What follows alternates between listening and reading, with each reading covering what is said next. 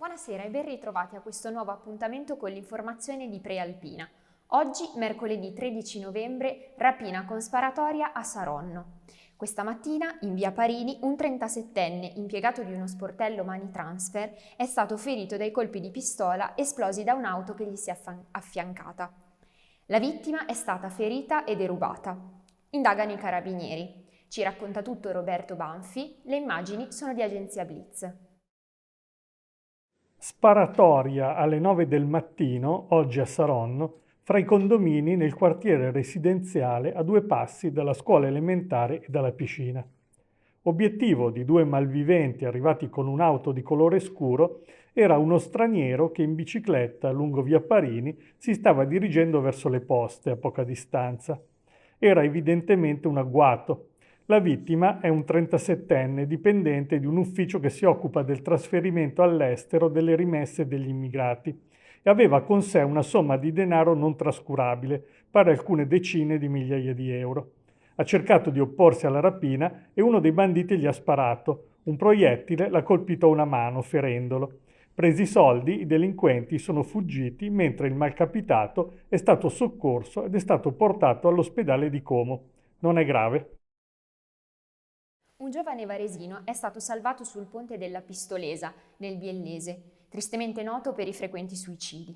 Si stava sporgendo dal parapetto di 152 metri, fissando il vuoto, ma i carabinieri della stazione di Bioglio sono riusciti ad avvicinarlo e a portarlo al sicuro dopo averlo tranquillizzato. Maggiori approfondimenti su prealpina.it. Altro salvataggio. 3 escursionisti lombardi sono rimasti bloccati dalla neve sulle alture del Devero e sono stati tratti in salvo dall'elicottero della Guardia di Finanza della sezione aerea di Varese. Vediamo il servizio.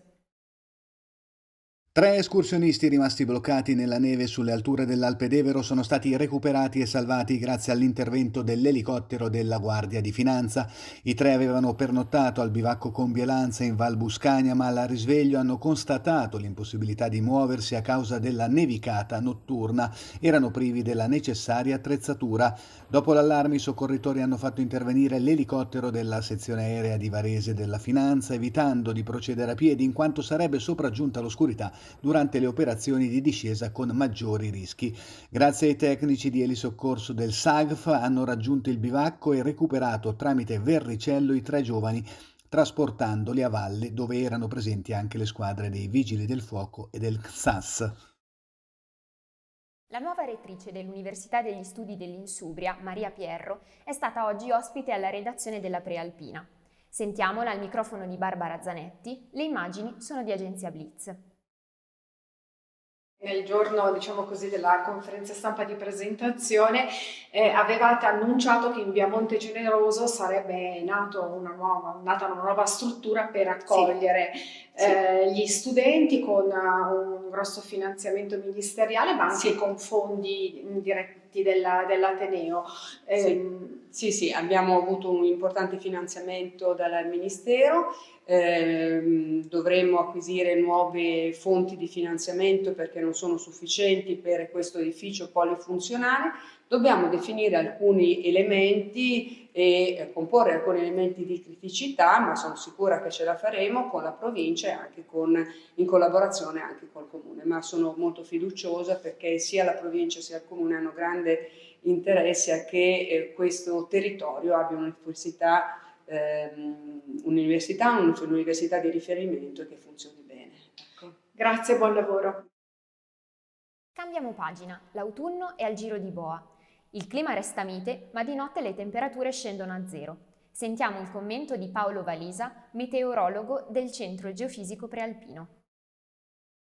In questa prima metà del mese di novembre abbiamo avuto frequenti condizioni di alta pressione, solo intervallate da velocissimi passaggi nuvolosi. In condizioni anticicloniche il tempo è bello, quindi abbiamo giornate soleggiate sulla fascia prealpina e quindi temperature massime che salgono un poco al di sopra delle medie stagionali. Al contrario, durante le lunghe notti autunnali il suolo ha la possibilità di raffreddarsi verso il cielo stellato e quindi non ci deve sorprendere che le temperature minime scendano al di sotto della norma stagionale settimanale che in questo mese dovrebbe essere attorno a 3,5 gradi. In alcune località abbiamo anche raggiunto gli 0 gradi, soprattutto sulle brughiere e nei fondi valle, e quindi abbiamo avuto delle brinate estese in molte località negli ultimi 3 giorni. Nelle prossime giornate fino a sabato il tempo non prevede cambiamenti, ancora presenza dell'alta pressione, quindi relativamente mite durante il giorno e freddo durante la notte, in particolare all'alba, ancora con brinate. Farà anche la sua comparsa la nebbia tipica dell'autunno a partire dalla giornata di venerdì e sabato. Poi probabilmente domenica dovremo avere l'arrivo di perturbazioni atlantiche. Gallarate, ancora polemiche sul futuro dell'ospedale. Il capogruppo di Città e Vita, Cesare Coppe, non si sente rassicurato dalla promessa di realizzazione dell'ospedale di comunità.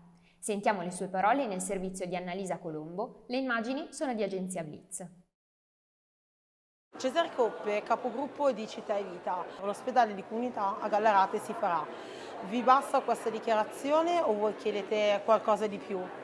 Assolutamente no, non ci basta questa rassicurazione perché è figlia di un incontro del tutto informale in Regione Lombardia tra forze politiche di maggioranza, non è dunque una risposta concreta a ciò che chiede la città di Gallarate. E sempre su questo tema, Annalisa Colombo ha intervistato il commissario di Forza Italia Gallarate, Nicola Mucci. Sentiamo il suo parere. Noi come Forza Italia ci siamo da sempre battuti affinché venga realizzato il nuovo ospedale, ma che soprattutto venga assicurato al territorio di Gallarate tutti quei presidi sanitari che sono fondamentali per riuscire ad offrire un servizio di alta qualità nei confronti dei cittadini di Gallarate. Le rassicurazioni che questa sera sono arrivate dal Presidente della Regione naturalmente ci fanno piacere. Il Presidente della Regione, al contrario di quello che hanno sostenuto i suoi collaboratori durante questi mesi, ha affermato in maniera estremamente chiara, in modo circostanziato, che verrà realizzato l'ospedale di comunità a Gallarate nel momento in cui si attiverà il nuovo ospedale, per cui queste sono delle rassicurazioni sicuramente molto importanti, a fronte delle quali terremo monitorata con grande attenzione la situazione amministrativa, affinché anche il Consiglio Comunale di Gallarate possa prendere le migliori decisioni in questo senso. Slitta ancora l'apertura delle piscine Manara di Busto Arsizio. Le ultime indicazioni sono emerse ieri sera in commissione.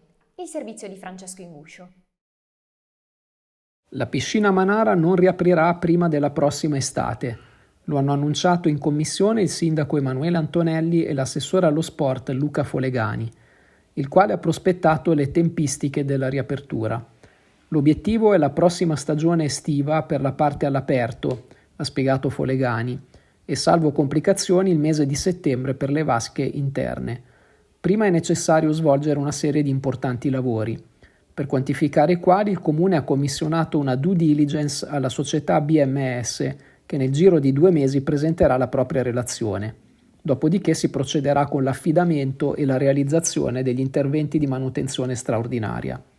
Critica l'opposizione.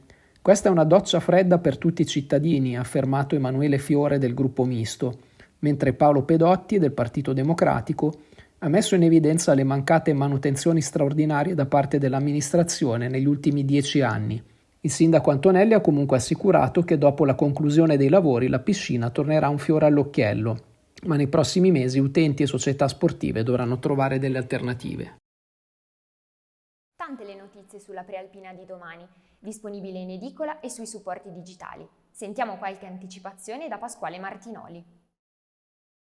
Grazie Giulia, come ogni giovedì in edicola con la prealpina, il settimanale Oltre di costume, cultura e spettacoli, che avrà in copertina l'alpinista varesino Matteo Della Bordella, che nell'intervista all'Interno racconta ai lettori le emozioni e le difficoltà vissute durante l'apertura di una nuova via sulla parete sud della Marmolada. E poi nella pagina di economia proponiamo un approfondimento sulle aziende agricole gestite da giovani sotto i 30 anni. Sono ancora poche queste aziende agricole under 30, ma la Regione mette a disposizione oltre 2 milioni di euro per finanziare 49 nuovi imprenditori in questo settore primario dell'economia. E poi il caso Becco, ieri a Villare dei Calcati c'è stato l'ennesimo confronto, la provincia è alla ricerca di soluzioni per salvare i posti di lavoro nello stabilimento di Cassinetta di Biandronno, vi raccontiamo tutte le prospettive. Infine lo sport, il campione di Azzate Nicolò Martinenghi ha deciso che si trasferirà a Verona per allenarsi lasciando definitivamente gli impianti del territorio. E tanto altro di cronaca e approfondimenti. Grazie Pasquale. E con questo è tutto. L'appuntamento con l'informazione di Prealpina torna come sempre domani alle 19. Buona serata!